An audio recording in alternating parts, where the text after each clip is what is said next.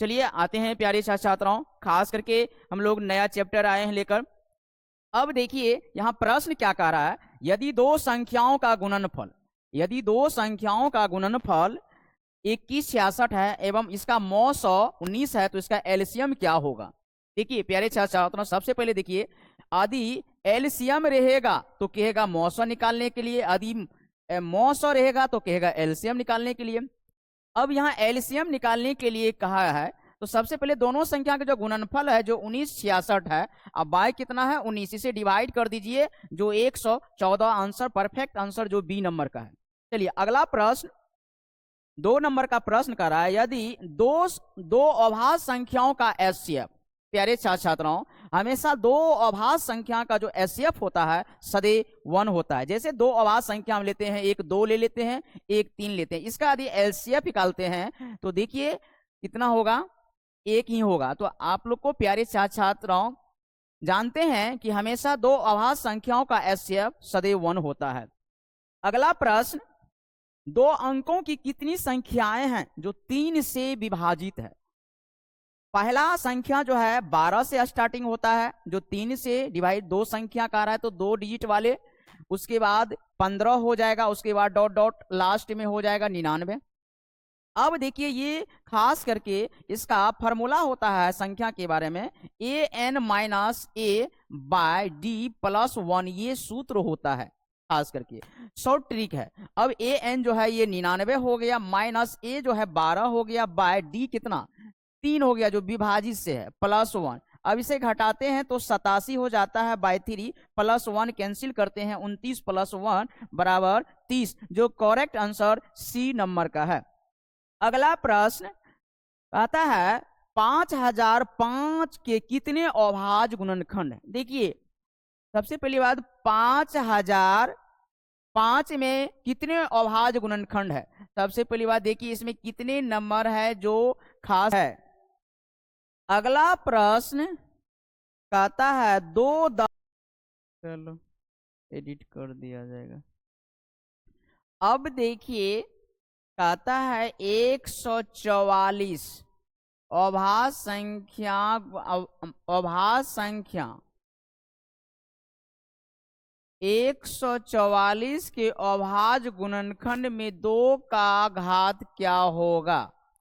देखिए 144 का अभाज्य गुणनखंड निकालते हैं तो चलिए 2 से डिवाइड करते हैं 72, उसके बाद फिर 2 से डिवाइड करते हैं 36, 2 से डिवाइड करते हैं ये 18 हो गया, फिर 2 से डिवाइड करते हैं 9 हो गया, उसके बाद 3 से डिवाइड करते हैं तो 3। अब देखिए इसमें कहा 2 का अधिकतम घात, 2 कितने हैं प्यारे छात्र छात्र, देखिए 2 1 2 3 4, जो कि option number B correct answer है। अगला प्रश्न, निम्नलिखित में से कौन सा संख्या परिमेय संख्या है। देखिए परिमेय संख्या ध्यान से देखिएगा तो ये करेक्ट आंसर सी होगा, क्योंकि √1/√144 है। अब देखिए √1 का वर्गमूल 1 हो जाता है, 144 का वर्गमूल 12 हो जाता है, जो कि option number C correct answer है। अगला प्रश्न, निम्नलिखित संख्याओं में से अभाज्य संख्या का चयन करें। इनमें अभाज्य संख्या कौन है। देखिए जो खास करके 1 और स्वयं से भाग लगने वाले नंबर जो है वो डी करेक्ट आंसर है। अगला प्रश्न, यदि ए और बी अभाज्य संख्या हो तो ए और बी का एलसीएम क्या होता है। प्यारे छात्र छात्रों देखिए यहाँ क्या करा, अभाज्य संख्या, हम कोई भी अभाज्य संख्या ले लें, जैसे कि अभाज्य संख्या जानते हैं जैसे 2 मान ये 3, ये सारे अभाज्य संख्या, यदि इसका एलसीएम यदि हम निकालते हैं तो अब देखिए यहाँ लेटर दिया गया है, यदि हम इसका एलसीएम निकालते हैं जैसे ए और बी का, तो ध्यान से देखिए एलसीएम नहीं कटेगा, उसके बाद इसका गुणा के रूप में आ जाएगा, जो कि आंसर सीट करेक्ट सी है, जो ए बी होगा। अगला प्रश्न कहता है कि 45-60 का एचसीएफ क्या होगा। 45-60 का एचसीएफ देखिए आप आसान से बनाइए। 45 एक बार में 1 5, उसके बाद एक पनर्तीय 45 जो कि 15 45 कैंसिल हो गया। आपका answer B number correct answer. अगला प्रश्न, एक अशून्य परिमेय संख्या और अपरिमेय संख्या का गुणनफल क्या होता है। देखिए प्यारे छात्रों, हमेशा परिमेय और अपरिमेय संख्या का गुणनफल जो होता है सदैव हमेशा अपरिमेय ही होता है। चलिए अगला प्रश्न, निम्न में से कौन अभाज्य संख्या है। अभाज्य संख्या देखिए बताए थे जो सिर्फ एक या स्वयं से भाग लगे, जो करेक्ट आंसर सी है। अगला प्रश्न, निम्नलिखित में से किसका दशमलव प्रसार अशांत है।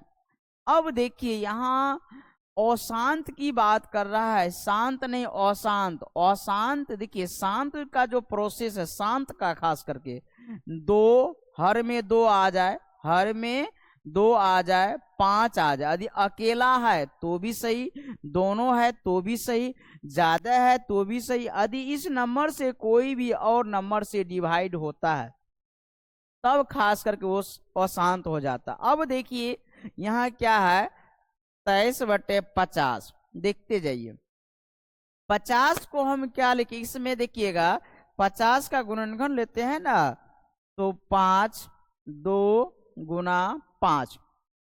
देखिए तो 2 और 5 आ रहा है तो जाहिर सी बात है ये शांत है। अब देखिए 65, ये आपका 5 5 आ रहा है, ये भी शांत है। अब आइए 243, उसके बाद देखिए 16। अब देखिए इसमें भी शाम आ रहा है, तो अशांत जो है आपका आंसर सीट सी हो गया, जो करेक्ट आंसर है। अगला प्रश्न, π/3 क्या है। देखिए प्यारे छात्र, ये जो पाई है π/3, यदि पाई ये हमेशा अपरिमेय संख्या है, अपरिमेय संख्या है, और 3 एक परिमेय संख्या है। यदि अपरिमेय और परिमेय से यदि हम भाग जोड़ते हैं, घटाते हैं, गुना करते हैं, भाग देते हैं, तो प्यारे छात्र आंसर इसका हमेशा अपरिमेय ही आता है। ऑप्शन नंबर जो खास करके ए हो गया। अगला प्रश्न कहता है दो संख्याओं का गुणनफल 86 70 और इनका एचसीएफ 17 है, तो एलसीएम क्या होगा। देखिए एलसीएम ये पूछा है आपका, दोनों संख्याओं का गुणनफल जो 86 70 है, बाय जो 17 से आप डिवाइड कर दीजिए। 17 85 एक हो गया, 17 1 0 510, जो करेक्ट आंसर ए का है। अगला प्रश्न है, कहता है 6 8 और 22 का एलसीएम और एचसीएफ का अनुपात क्या होगा। अब देखिए 6 8 22।